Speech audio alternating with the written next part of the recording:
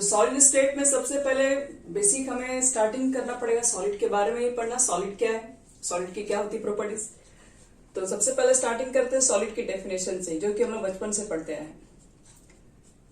Solid state छोड़ी, solid किसे कहते हैं उसके बारे में से। तो क्या बोलो तुम, सॉलिड किसे कहेंगे?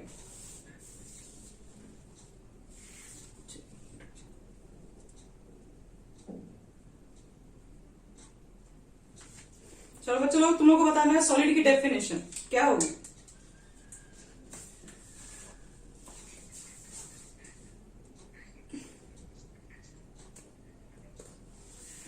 Very good. तो हम लोग सॉलिड के बारे में एक लाइन तो बोल सकते हैं कि it is a form of matter, एक टाइप ऑफ मैटर ही होता है, इसी के टाइप्स पे तो हम लोग पढ़ते हैं सॉलिड स्टेट। तो it is a form of matter which has definite shape and size and volume बोल सकते हैं। तो एक लाइन की पहले डेफिनेशन लिख दे रहे हैं। Solid is a form of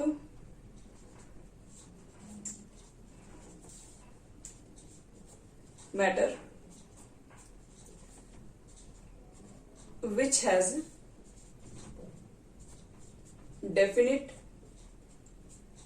shape, size and volume।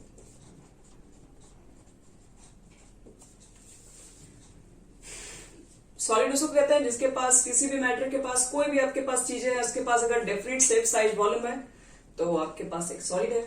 जैसे ये मेरा बोर्ड है, ये बोर्ड मेरा आज भी ऐसा दिख रहा है, आप 2 मंथ बाद भी आओगे देखोगे तो भी मेरा बोर्ड इसी तरह का दिखेगा।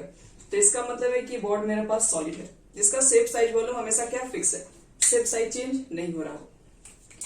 तो ये तो हो गया। तो पहले से भी आप जानते हैं एग्जाम्पल क्या है, बहुत सारे एग्जाम्पल अपने अगल बगल जितने चीजें देख रहे हैं वो सब मैक्सिमम चीज तो सॉलिड ही होती है।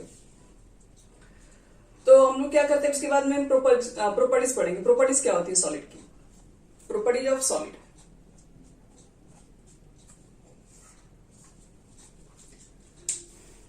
तो सॉलिड के प्रॉपर्टी में हम लोग सबसे पहले तो कहा जाए तो डेफिनेशन में लिखते हैं it has fix shape, size, volume. ये चीजें इसकी पहले फिक्स होती हैं।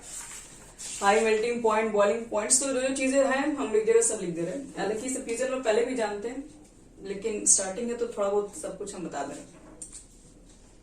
तो लिखो इट हैज फिक्स्ड शेप। अगर आपसे पूछा जाए कि बताओ कि सॉलिड का फिक्स्ड शेप क्यों होता है, तो क्या बोलोगे, इसका रीजन क्या होना चाहिए?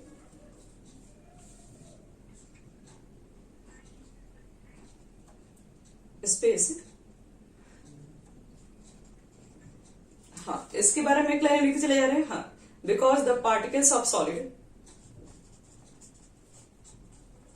Particle of solid are closely packed, are closely packed with high molecular, इसमें ये आंसर तो बहुत सारे क्वेश्चन का बनेगा। High molecular force of attraction,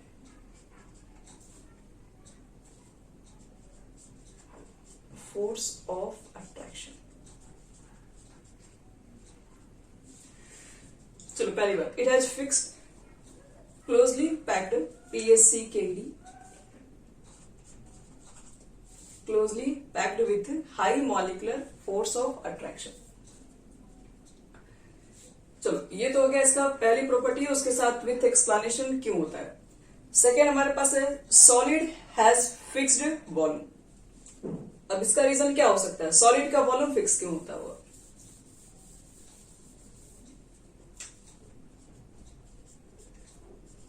it has fixed volume, इसका रीजन हो सकते हैं because the space between its particles are fixed. इसका जो स्पेस जो होता है वो क्या होता है, बहुत कम होता है, फिक्स होता है, पार्टिकल्स मूव ही नहीं कर सकते हैं। ले तो यहाँ पे एक लाइन इसके बारे में लिख सकते हैं, बिकॉज द स्पेस, पूछ रहा सॉलिड का वॉल्यूम फिक्स क्यों होता है, मतलब क्यों नहीं चेंज हो रहा है, ये यहाँ पे मतलब हुआ। तो क्योंकि उसके बीच का जो स्पेस है वो हमेशा फिक्स रहता है। क्यों फिक्स है, तो फिक्स इसलिए क्योंकि उसके बीच में स्ट्रांगली अट्रैक्शन है, स्ट्रांगली अट्रैक्शन है तो पार्टिकल्स मूव ही नहीं कर रहा है कहीं, तो जितना पहले से स्पेस है वो फिक्स है इसकी वजह से। तो यही चीज हम लिखेंगे, बिकॉज द स्पेस बिटवीन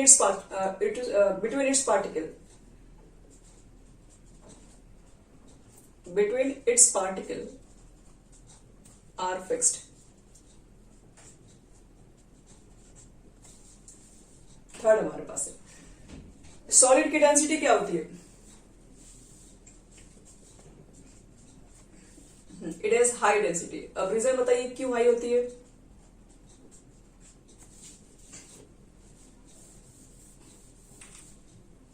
तो बिकॉज में क्या लिखा जाए?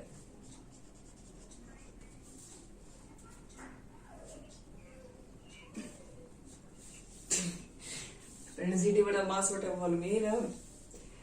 लेकिन लड़की देखो, डेंसिटी का मतलब क्या होता है? जैसे मान लो कि ये एक स्पेस है, ठीक है, और इसमें आप कितने चीजें रख सकते हैं। मान लो कि आपको दिया गया कोई छोटा सा बॉल दिया गया, आप कितने बॉल को रख सकते हैं? तो आप क्या करेंगे? अगल बगल पूरा सटा सटा के हर जगह रखोगे। तो डेंसिटी क्या होता है कि छोटे से जगह पर हम लोग क्या कर सकते हैं, सॉलिड्स के अंदर बहुत सारी चीजें क्या होती है, लगी रहती है, क्योंकि इनके बीच में क्या अट्रैक्शन होता है, दूसरे को कस के पकड़ के रखते हैं। तो पकड़ के रखेंगे, जब उनके बीच का अट्रैक्शन है, जैसे मान लो इतना स्पेस है, जब उनके बीच में अट्रैक्शन जब ज्यादा है तो एकदम मॉलिक्यूल नजदीक नजदीक आ जाएंगे, तो डेंसिटी बढ़ जाएगी। तो हम लोग क्या बोलते हैं, क्योंकि इनके पार्टिकल्स जो रहते हैं वो काफी क्लोज रहते हैं, इसलिए आप छोटे से स्पेस पे ज्यादा मॉलिक्यूल्स को ऑक्यूपाई कर सकते हैं। देखोगे तुम लोग कि डेंसिटी जो होता है, क्या बोलते हैं, इसके अंदर सॉलिड के अंदर बहुत ज्यादा हाई होता है, लिक्विड्स में थोड़ा कम होता है, थोड़ा गैपिंग होता है, और गैसेस में बहुत ज्यादा आपके पास कम है। तो डेंसिटी अगर हाई है सॉलिड का, तो इसके पीछे रीजन हम लोग यही देंगे, its particle are very close together. एक मिनट,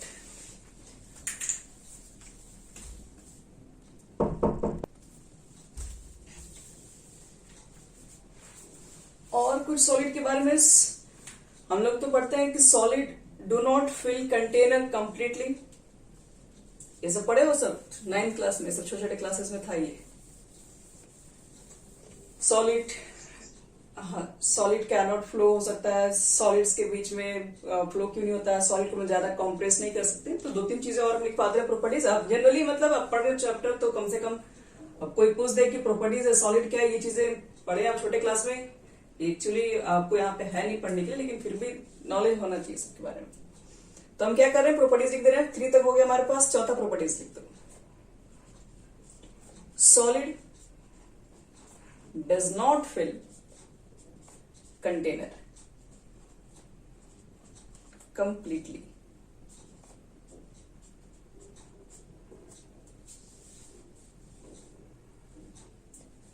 क्योंकि इसके पास क्या होता है, अगर हम बोले इसका आंसर क्या लिखा जाए, तो इसका देखो आंसर यही होता है, बिकॉज इट्स पार्टिकुलर जो हेल्ड होता है tightly strong force of attraction होता है।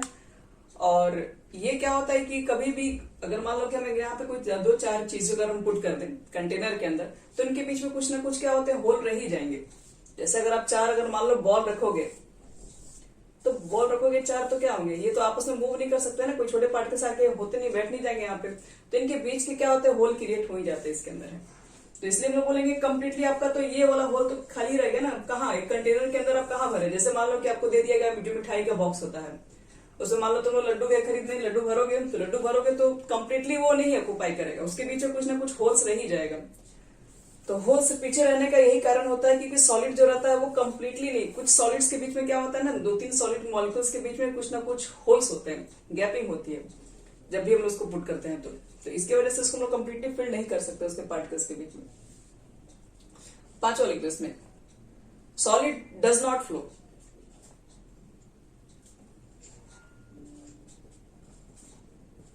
Solid does not flow. Flow नहीं होने के पीछे रीजन वही है, सेम देंगे, अट्रैक्शन ज्यादा है तो मॉलिक्यूल्स फ्लो नहीं हो सकता है। फिर हम लोग बोल देते हैं solid can not be compressed much, can not be compressed much.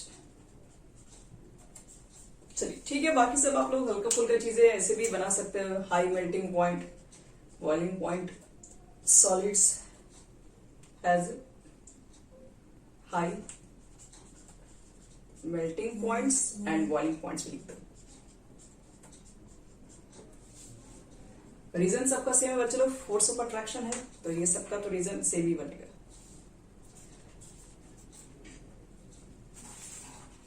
चलो ये तो हो गया हमारा सॉलिड्स। ये हम लोग ऐसा ये टॉपिक है कि हम लोग बहुत पहले भी पढ़ चुके हैं, छोटे क्लास से पढ़ते हैं। अब जो बताने जा रहे हैं वो हमारा मेन 12th क्लास में वाला है। अब लिखो टाइप्स ऑफ सॉलिड। सॉलिड के कितने तरीके के होते हैं?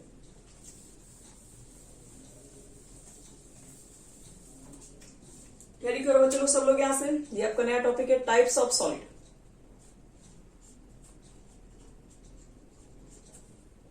सॉलिड के टाइप्स। तो देखिए सॉलिड आपको कुल मिला के दो तरीके से होते हैं। पहला हमारे पास होता है क्रिस्टलाइन सॉलिड। Crystalline solid. और सेकंड हमारे पास होगा एमोर्फस सॉलिड।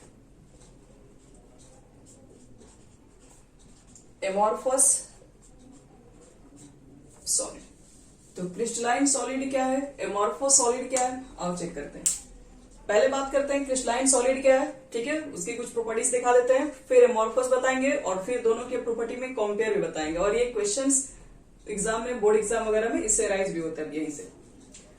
तो देखो सॉलिड के बारे में तो हम लोग जानते हैं क्या होता है, उसकी प्रॉपर्टी क्या होती है, लेकिन सॉलिड्स के अंदर भी कैटेगरी है। देखो क्रिस्टलाइन सॉलिड किस तरह का सॉलिड होगा। तो सबसे पहले हम इसका बताना डेफिनेशन क्या होता है। लिखो तो the solid in which constituent particles are arranged in a definite geometric pattern।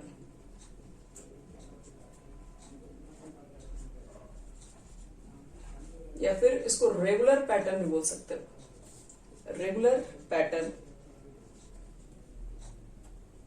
Arrangement.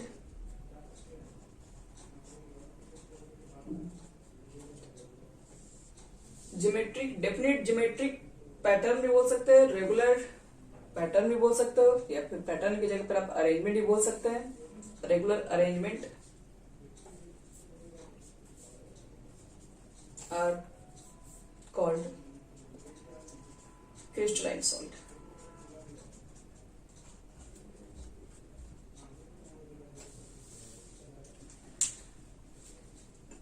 यानी कि देखो इसका मतलब क्या है, इसमें हम बोल रहे हैं कि वैसा सॉलिड जिसमें कॉन्स्टिट्यूएंट जो पार्टिकल्स हैं, वो सॉलिड के अंदर जो कॉन्स्टिट्यूएंट जो पार्टिकल्स हैं, वो पार्टिकल्स का अरेंजमेंट कैसा होना चाहिए, डेफिनिट पैटर्न होना चाहिए, और उसको एक डेफिनिट पैटर्न में आप सेट कर रहे हैं। और या फिर हम बोल सकते हैं उसको आप रेगुलर पैटर्न में भी सेट कर सकते हो, पैटर्न बोलो बच्चे लोग, या फिर उसको आप अरेंजमेंट बोलो, एक ही चीज होगी, पैटर्न लिख दीजिए चाहे अरेंजमेंट लिख दीजिए। तो रेगुलर पैटर्न या डेफिनिट पैटर्न में अगर किसी चीज को अगर मान लो हम लोग अरेंज कर रहे हैं, तो वो एक टाइप ऑफ सॉलिड को बोलेंगे क्रिस्टलाइन सॉलिड। क्रिस्टलाइन सॉलिड के अंदर पार्टिकल्स का एक रेगुलर अरेंजमेंट होता है। जैसे इसको समझने के लिए देखो कुछ एग्जाम्पल बता रहे हैं।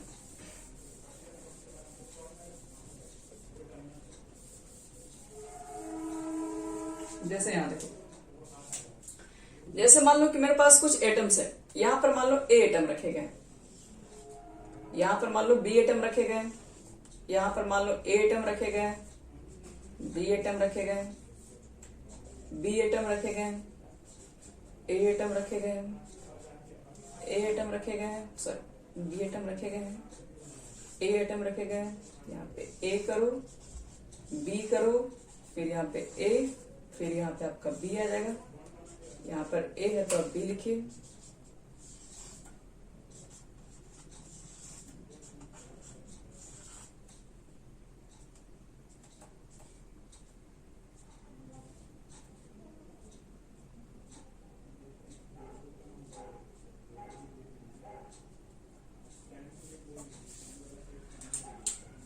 तो देखो ध्यान से, क्रिस्टलाइन सॉलिड बोल रहे हैं, तो क्रिस्टलाइन सॉलिड कुछ इस तरीके का सॉलिड होता है। इसमें क्या होता है कि इसमें पार्टिकल्स का अरेंजमेंट एक रेगुलर पैटर्न पे चल रहा है। आप यहाँ पे देखेंगे तो एक पैटर्न को फॉलो कर रहा है।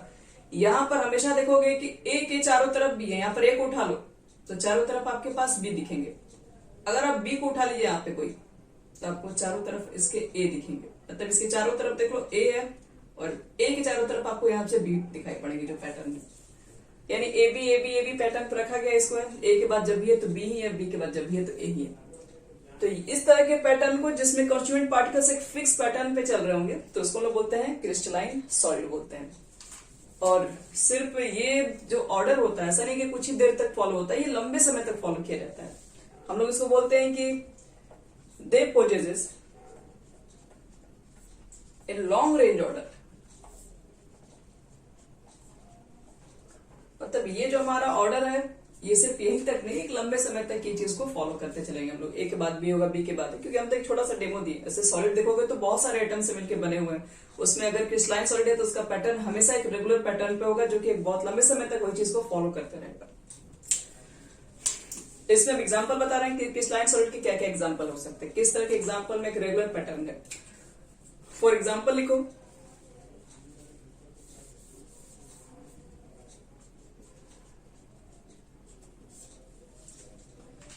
फॉर एग्जाम्पल हम लोग ले रहे हैं मान लो NaCl।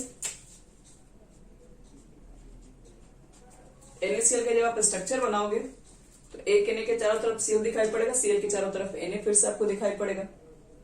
NaCl ले सकते हो, फिर से और भी KCl भी ले सकते हो, CSCl भी ले सकते हो, जो भी है आयनिक कंपाउंड ज्यादातर इसके अंदर AgC भी ले सकते हो, AgBr भी ले सकते हो, सब इसके अंदर आ जाएंगे।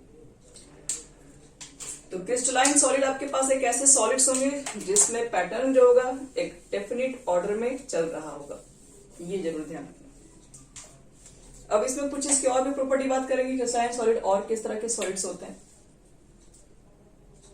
अब इसके देखो सेकंड प्रॉपर्टी, पहला तो बता दी कि इसके पार्टिकल्स एक डेफिनिट पैटर्न पे सेट रहते हैं।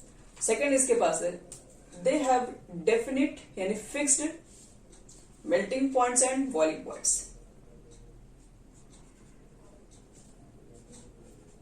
They have a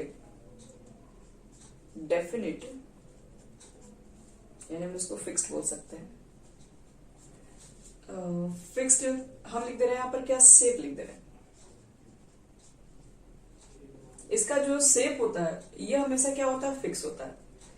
तो कहोगे कि सॉलिड का डेफिनेशन ये है कि फिक्स ही हर जगह शेप होता है इसका, लेकिन ये हर जगह फिक्स नहीं है। आप क्रिस्टलाइन में तो ठीक है, लेकिन एमॉर्फस पे जाओगे तो फिक्स शेप नहीं मिलता है। तो क्रिस्टलाइन सॉलिड जब भी बात करेंगे तो याद रखना कि वहां पर हम एक फिक्स शेप के बारे में बात करें जो चेंज नहीं होता है। और फिक्स शेप की वजह से हम लोग इसको क्या बोलते हैं, it is called true solid.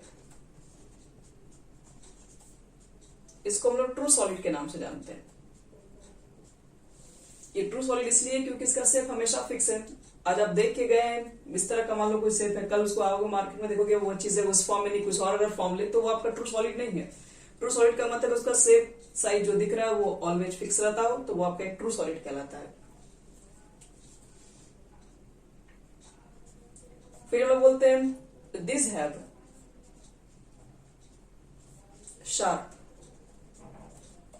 Sharp melting points. अगर तुम्हारे पास क्रिस्टलाइन सॉलिड है तो उसका मेल्टिंग पॉइंट बिल्कुल शार्प होता है।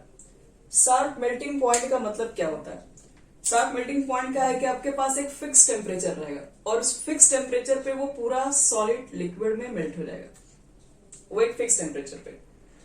तो इस तरह का जो भी आपके पास सॉलिड होगा जिसके लिए सिर्फ हम लोग मेल्टिंग पॉइंट बोलो सिर्फ एक ही पॉइंट पे बात करते हैं। जैसे NaCl का आप लोग देखेंगे मेल्टिंग पॉइंट जो लिखा जाता है वो एक फिक्स पॉइंट लिखा गया कि इतना इसका मेल्टिंग पॉइंट है।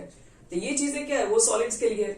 तो इसका मतलब है कि इसका sharp melting point, sharp melting point का मतलब है कि एक ही मेल्टिंग पॉइंट पे एक ही टेम्परेचर पे वो क्या हो जाए, पूरा का पूरा मेल्ट हो जाता हो, तो उसको बोलते हैं शार्प मेल्टिंग पॉइंट। और क्रिस्टलाइन सॉलिड का जो मेल्टिंग पॉइंट है वो पूरी तरीके से शार्प है, वो एक ही टेम्परेचर पे मेल्ट होना स्टार्ट हो जाता है पूरा।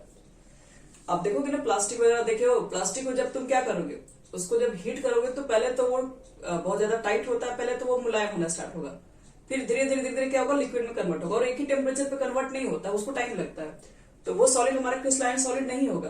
क्रिस्टलाइन सॉलिड का मतलब है कि एक ही पॉइंट पे एक ही टेम्परेचर पे पूरा एकदम मेल्ट हो जाना चाहिए। तो क्रिस्टलाइन सॉलिड की ये प्रॉपर्टी है। एक और प्रॉपर्टी जो बहुत इंपॉर्टेंट इसकी है, बोलो,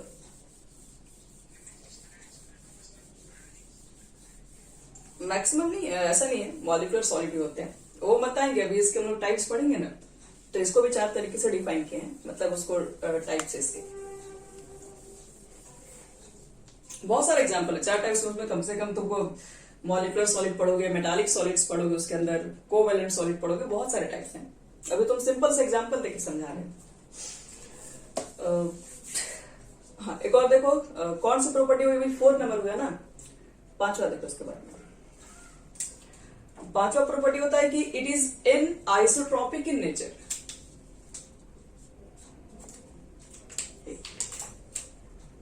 it is an isotropic in nature.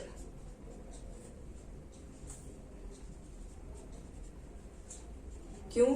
तो लिखेंगे because these have different values of physical property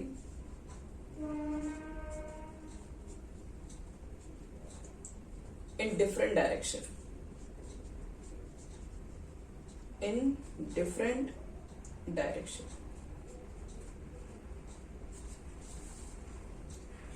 कह रहा है क्रिस्टलाइन सॉलिड क्या होता है? एन आइसोट्रॉपिक इन नेचर होता है, क्योंकि इसकी जो फिजिकल प्रॉपर्टीज होती है अलग अलग डायरेक्शन में अलग अलग निकल के आती है। तो आओ पहले समझते हैं कि इसका मतलब क्या है। ये एन आइसोट्रॉपिक का क्या मतलब है, अब ये चीज हम क्या बोलना चाह रहे हैं, डिफरेंट फिजिकल प्रॉपर्टीज का क्या मतलब है। तो इसको पहले मिटा रहे हैं ताकि हमको फिगर बनाना पड़ेगा इसको समझाने के लिए। अगर आपसे कोई पूछे कि क्रिस्टलाइन सॉलिड एक आइसोट्रॉपिक इन नेचर क्यों है, तो आपको बताना पड़ेगा कि इसकी फिजिकल प्रॉपर्टीज क्या होती है, डिफरेंट होती है डिफरेंट डायरेक्शन में। आओ इसका मतलब समझते हैं। जैसे मान लो तुम्हारे पास एक एटम है, बी एटम, ए एटम, बी एटम, ए एटम। ये क्रिस्टलाइन सॉलिड है क्योंकि इसमें अरेंजमेंट है रेगुलर।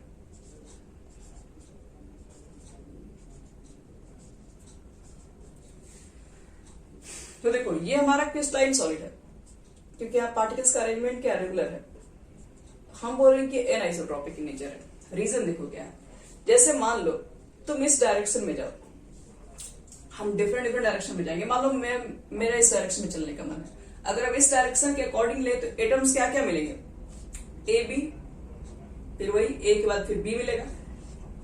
यानी इस डायरेक्शन में जाएंगे तो हम प्रॉपर्टीज किसका स्टडी करेंगे? ए एटम का, बी एटम का, ए एटम का, बी एटम के हिसाब से हम बताएंगे इसकी प्रॉपर्टी जैसा है। डायरेक्शन चेंज कर दो। डायरेक्शन आपको कुछ इस तरीके से चाहिए। अगर आप इस डायरेक्शन में आ जाएंगे तो क्या लग रहा है, यहाँ पर तो सारे आपको एक एटम्स मिलने लगेंगे। तो आप फिर प्रॉपर्टीज क्या होगी? आप इस डायरेक्शन में ए बी के हिसाब से आप प्रॉपर्टीज स्टडी करेंगे सब कुछ। इसके अकॉर्डिंग आप बताएंगे कि हाँ इस डायरेक्शन में क्या क्या इसका जो भी है रिफ्रैक्टिव इंडेक्स वगैरह होता है ये सब निकाला जाता है, वो डायरेक्शन डिपेंडेंट होता है। तो ये जब ये आप यहां से भी निकालोगे तो इस डायरेक्शन में यहाँ पे सिर्फ एक एटम है, तो आप इसके अकॉर्डिंग क्या डायरेक्शन चेंज करेंगे तो आपको सिर्फ एक अकॉर्डिंग बताना पड़ेगा इसकी प्रॉपर्टीज है। तो आप सिर्फ एक एटम्स मिल रहे हैं। हो सकता है कि आप और भी आगे बढ़ेंगे तो आपको सिर्फ इधर बी के भी एटम्स दिखाई पड़ जाएंगे।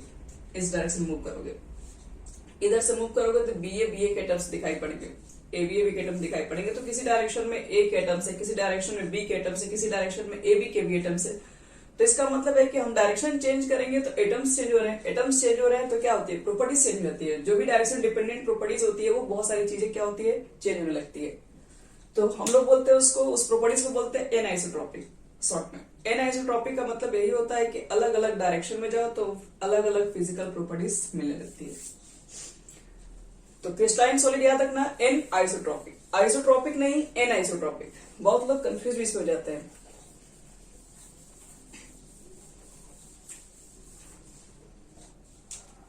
और नेक्स्ट देखो आगे, इसमें एक और प्रॉपर्टीज है।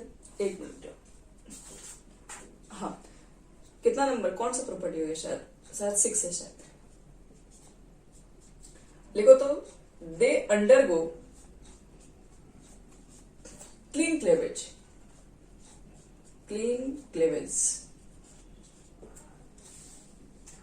अगर तुम्हारे पास क्रिस्टलाइन सॉलिड है तो वो उसको जब आप कट करेंगे तो कट करने के बाद उसका जो क्लेवेज बनेगा, जो पार्ट बनेगा वो क्लीन होगा।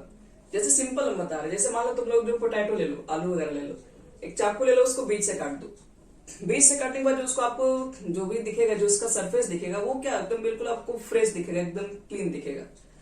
तो क्रिस्टलाइन सॉलिड्स के अंदर क्या होता है कि आप जब भी उसको कट करेंगे तो हमेशा उसका जो क्लेवेज बनेगा, जो सरफेस पार्ट बनेगा वो एकदम क्लीन होगा वो। तो ये क्लीन क्लेवेज हमेशा सरफेस फॉर्म करता है। Horiclast. They have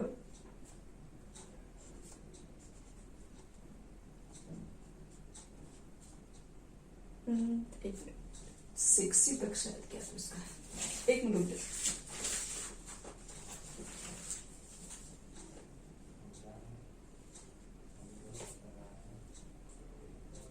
They have definite heat of fusion.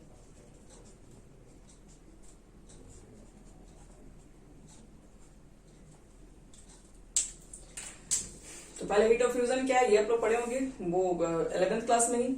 एक मोल सब्सटेंस को, ठीक है, 1 मोल आपको सब्सटेंस को मेल्ट करने में जो हीट लगता है उसको हीट ऑफ फ्यूजन बोलते हैं, ठीक है। तो इसमें भी कोई 1 मोल का सब्सटेंस को अगर आपको हीट करेंगे तो वहां पर क्या रहेगी, जो भी आपको हीट लग रहा है वो डेफिनिट होगा, वो ऐसा नहीं कि चेंज होते रहेगा, वो फिक्स है। अगर आपके पास एक तरह के सॉलिड्स हैं तो 1 मोल उसका कितने बार भी निकाल के चेक करो उसमें उतना ही सेम हीट जाएंगे। तो they have definite heat of fusion.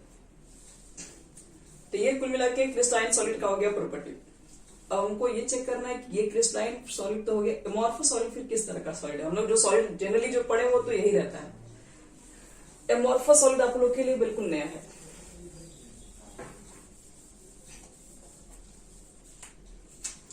लिखो चलो बच्चों हेडिंग एमॉर्फस सॉलिड, और फिर लास्ट में अब डिफरेंस बताएंगे दोनों में क्या डिफरेंस, तो एक तरीके से बन ही है। देखो एमॉर्फस सॉलिड में सबसे पहले क्या बोलेंगे हम लोग, सबसे पहले क्या है इसकी definition, the solid in which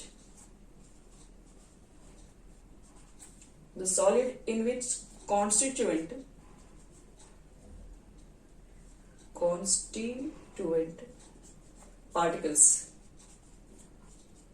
are not arranged in regular pattern, या फिर रेगुलर अरेंजमेंट जो भी है।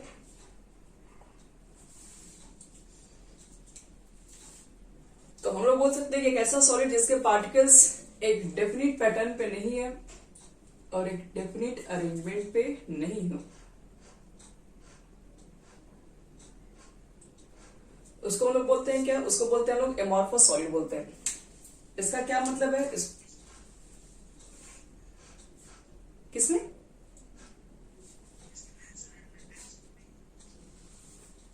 कहाँ क्रिस्टलाइन सॉलिड के टाइप्स हैं, बट अभी तो हम दोनों के बारे में बता रहे हैं ना, फिर टाइप्स आगे बताएंगे जब दोनों अच्छे से जान लोगे। पहले तो सॉलिड क्या क्रिस्टलाइन वो जान लेंगे, फिर क्रिस्टलाइन सॉलिड एमॉर्फस से कैसे डिफरेंस है वो बताएंगे।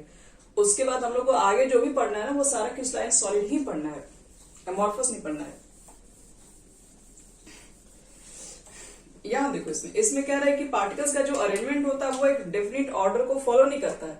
जैसे मान लो कि यहाँ पर ए है, सपोज करो यहां पर ए है, बगल में आपका बी है, फिर मान लो यहाँ पे ए है और फिर मान लो बगल में ए ही है।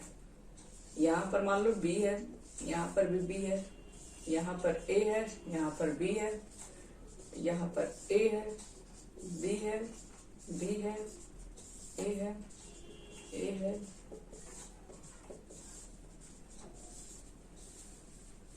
सपोज कीजिए इस तरीके से शॉर्ट कटने से तो बहुत सारे सॉलिड ऐड होते हैं।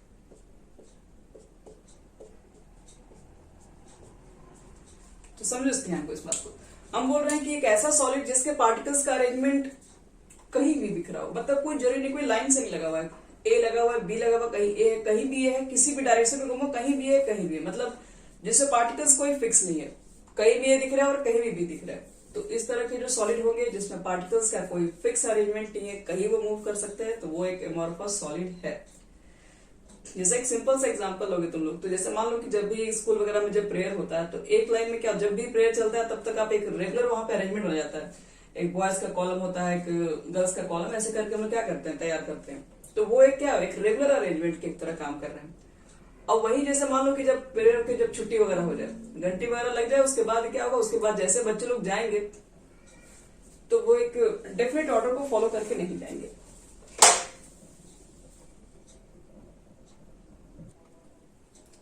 चलो तो यहां देखो एक रेगुलर अरेंजमेंट नहीं है, तो इसको हम लोग क्या बोलते हैं, एमॉर्फस सॉलिड। जैसे आपको बताया था जब पेयर होता है तो सब कुछ लाइन में लगा हुआ रहता है, तो वो एक रेगुलर अरेंजमेंट में। अब चले जाइए कोई शादी वगैरह फंक्शन में,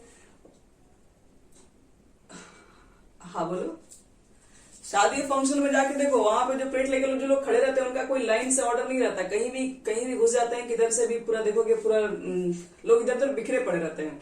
कहीं भी आपको कुछ बॉयज दिखाएंगे, कहीं भी गर्ल्स दिखाई पड़ेगा, तो इसका कोई ऑर्डर नहीं होता है।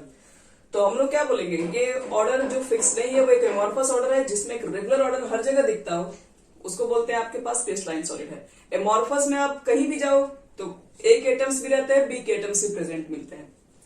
तो इसलिए याद रखना, हम लोग पढ़ते थे एन आइसोट्रॉपिक। एन आइसोट्रॉपिक में क्या होता है, अलग अलग डायरेक्शन में जाओगे तो अलग अलग एटम मिलेंगे। यहां पर क्या होता है कि आप किसी भी डायरेक्शन में चले जाओ सेम ही एटम मिलने वाले। अगर हम इस डायरेक्शन में जाएंगे तो ए बी एटम्स मिलेंगे, ए के एटम्स मिलेंगे, बी के एटम्स मिलेंगे। इस डायरेक्शन में जाओ तो इसमें भी ए और बी के एटम्स मिलेंगे। आप किसी में भी जाइए, यहाँ ए और बी के एटम्स प्रेजेंट होते ही हैं। तो फिगर आप बना लीजिएगा,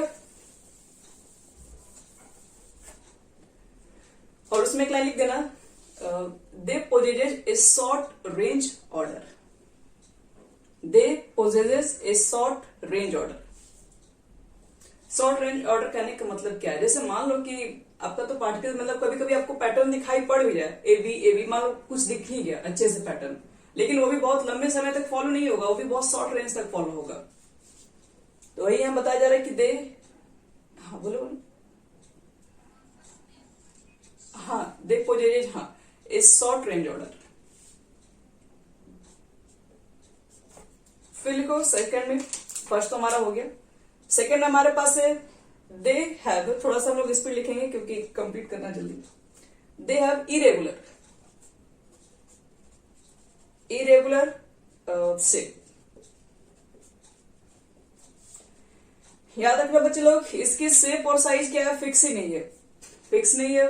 एटम्स की साइज नहीं फिक्स है, कोई बड़ा एटम है कोई छोटा एटम है, कहीं मान लो कि कोई छोटा बड़ा अगर एटम होगा तो आगे पीछे कहीं भी है, कहीं फिक्स एक जगह नहीं है, इसलिए इनकी क्या होती है, शेप या फिर साइज बोलो फिक्स नहीं होती है।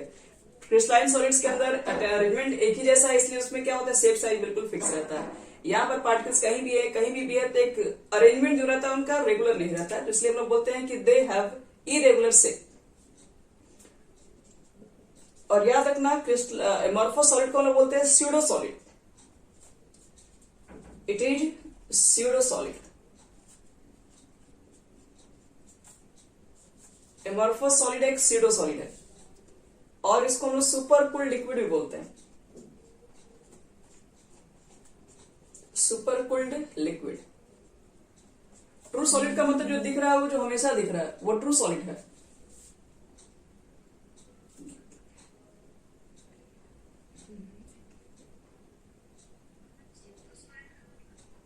स्यूडो या फिर हम लोग बोलते हैं जैसे कि जो सही में नहीं हो, ठीक है, जैसा लग रहा है लेकिन एक्चुअल में वो है नहीं सही, चेंज हो सकता है, ये स्यूडो होता है। स्यूडो सॉलिड का मतलब है जैसे आप लोग ग्लास देखे हैं, बिकॉज इसको सुपर कूल्ड इसलिए बोलते हैं because they have tendency to flow. अगर कोई पूछे कि बताओ स्यूडो सॉलिड क्यों कहते हैं एमॉर्फस को, तो because they have tendency to flow. ये भी सॉलिड ही है। जैसे आपको देखो एग्जांपल दे रहा हूं, आपको समझ में आ जाएगा। घरों में देखे हो, रुके रुके आपको बता तो रहे हैं, घरों में तुम लोग देखे होगे विंडो वगैरह में ग्लास लगता है, और ग्लास को आप लोग कुछ दिन के बाद आप ऑब्जर्व कीजिए, कुछ महीने कुछ साल के बाद ऑब्जर्व करोगे तुम लोग, तो उसका नीचे का जो थिकनेस होता है वो थोड़ा देखोगे तुम लोग मोटा हो जाएगा। ऊपर का थिकनेस देखोगे तो अपने थिकनेस से वो क्या होता है, थोड़ा थोड़ा छोड़ने भी लगता है। आप ये चीज को बहुत जगह देख भी पाएंगे।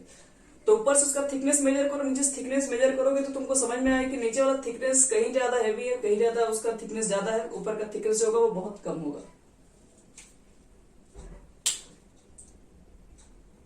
तो इसका मतलब ये तुम्हारे पास हुआ कि उसमें क्या होती है टेंडेंसी, उसके जो मॉलिक्यूल्स होते हैं वो बहुत तो फास्ट नहीं फ्लो होते क्योंकि सॉलिड है, और अट्रैक्शन तो है लेकिन इतना भी नहीं है। उसमें क्या होता है कि धीरे धीरे उसके जो मॉलिक्यूल्स होते हैं वो फ्लो होते रहते हैं।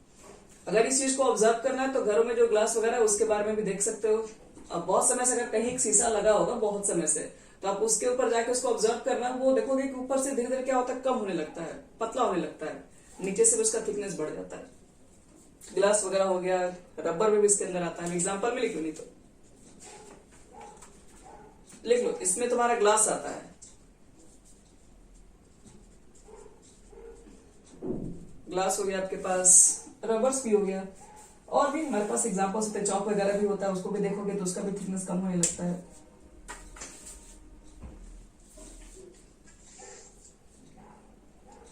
ये टाइप्स ऑफ जैसे सॉलिड होता है ना, इसके अंदर जो हम लोग क्या बोलेंगे, अट्रैक्शन थोड़ा कम रहेगा तो मॉलिक्यूल्स क्या होगा, मॉलिक्यूल्स थोड़ा बहुत आगे पीछे मूव कर सकता है, अट्रैक्शन है इसके अंदर भी, लेकिन उतने नहीं होते जितना हम लोग क्रिस्टलाइन सॉलिड से कंपेयर करेंगे। हर सॉलिड एक जैसा भी ना होता है, कुछ सॉलिड ऐसे होते हैं जो हमारे क्या, जैसे कि रबर वगैरह लेंगे तो हाथ से खींचेंगे तो क्या होगा, उसके अंदर इलास्टिक है, टूट भी जाएगा। लेकिन वही अगर हम दे दें कि अब कुछ हार्ड चीज दे दें, लोहा वगैरह, तो वो सब चीजें नहीं होगा। तो ये भी तो दो तरह का सॉलिड बन रहा है कि नहीं, सॉलिड तो वो भी है, सॉलिड तो ये भी है। तो सॉलिड में वो क्या, वो एमॉर्फस सॉलिड के अंदर है, जिसके अंदर ऐसा कंडीशन दिखाई पड़े वो तुम्हारा एमॉर्फस सॉलिड्स के अंदर आ जाता है। रबर वगैरह का भी अंदर होता है, बहुत समय तक आप कोई रबर अगर रखे होंगे तो आप देखेंगे किसी साइड से वो इसका थिकनेस कहीं बढ़ जाता है, कहीं से उसका थिकनेस कमजोर होने लगता है। तो ये सब चीजें आती है एमॉर्फस सॉलिड के अंदर। और देखो जस्ट अपोजिट है हर चीज है इसकी, जैसे कि हम लोग उसमें क्या देख रहे थे, 7 मेल्टिंग पॉइंट, बॉइलिंग पॉइंट देख रहे हैं, और ये इसका देखो क्या होता है, कौन सा नंबर है, 4 ना, लिखो तो, this melt over range of temperature, ये मेल्ट होता है लेकिन एक टेम्परेचर पे नहीं, अलग अलग रेंज ऑफ टेम्परेचर पे। वही जैसे आपको बता रहे थे, प्लास्टिक ले लो, कोई भी प्लास्टिक भी इसके अंदर आ जाएगा। एक प्लास्टिक को हम लोग क्या करेंगे, जैसे उसको हीट करेंगे तो एक टेम्परेचर पे वो पूरा सडनली मेल्ट नहीं हो जाएगा, पहले क्या करेगा, वो पहले कड़ा होगा तो पहले तो मुलायम होना स्टार्ट होगा, धीरे धीरे सॉफ्ट होगा, सॉफ्ट होने के बाद फिर वो धीरे धीरे पार्ट लिक्विड में कन्वर्ट होगा, और सडनली एक ही पॉइंट पे सारा लिक्विड नहीं हो पाता है। तो इसलिए हम लोग बोलते हैं कि अलग अलग टेम्परेचर पे मेल्ट होना स्टार्ट होता है। तो इसलिए ये शार्प इसकी मेल्टिंग पॉइंट, बॉइलिंग पॉइंट नहीं होती है। लेकिन हम लोग इसको बोलते हैं कि these are isotropic in nature, these are isotropic in nature, ये नेचर में आइसोट्रोपिक होता है। आइसोट्रोपिक का मतलब क्या है, अभी हम लोग आइसोट्रोपिक का मतलब समझे थे, एन आइसोट्रोपिक समझे थे। आइसोट्रोपिक का मतलब है कि आप अलग अलग डायरेक्शन में जाएं तो डिफरेंट डिफरेंट अगर फिजिकल प्रॉपर्टीज मिलती है तो वो एन आइसोट्रोपिक था। अगर आप डिफरेंट डिफरेंट डायरेक्शन में जाए और सेम ही तरह का फिजिकल प्रॉपर्टीज मिल जाए तो हम लोग बोलेंगे कि आइसोट्रोपिक इन नेचर है। तो बोलेंगे these are isotropic in nature, because लिख दो, क्यों बोलेंगे, इसका भी रीजन है, because this have same value of physical properties in all direction,